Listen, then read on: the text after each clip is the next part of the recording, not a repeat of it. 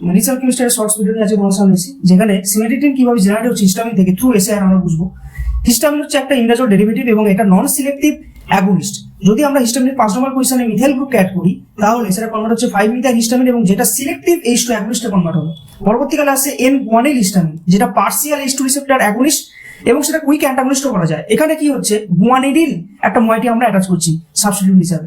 পরবর্তীকালে আসছে বুড়িমামাইড। বুড়িমামাইড কিন্তু পুরোপুরি H2 রিসেপ্টর অ্যান্টাগনিস্টে কনভার্ট হচ্ছে এবং সেখানে গুয়ানিডিনকে রিপ্লেস করে আসছে থায়োইউরিয়া। কিন্তু এর প্রবলেম হলো এটার পোটেন্সি কিন্তু কম এবং বায়োবিলিটিও কম।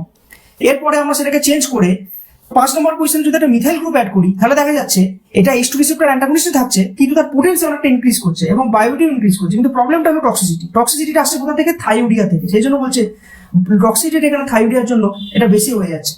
এবং লাস্টে সিমিটিডিন। সিমিটিডিনে আমরা কি করছি, থায়োইউরিয়াকে রিপ্লেস করে সেখানে সায়ানোগুয়ানিডিনকে আমরা এখানে অ্যাটাচ করছি। সায়ানো মানে সিএন এবং গুয়ানিডিনের ময়েটি এখানে আছে। এই কারণের জন্য এখানে দেখা যায় সিমিটিডিন একটা পুরোপুরি H2 receptor antagonist with higher potency এবং বায়োবিলিটিও ভালো, টক্সিসিটিও অনেকটা তুলনামূলক কম, কারণ এখানে আমরা থায়োইউরিয়াকে রিপ্লেস করে দিয়েছি।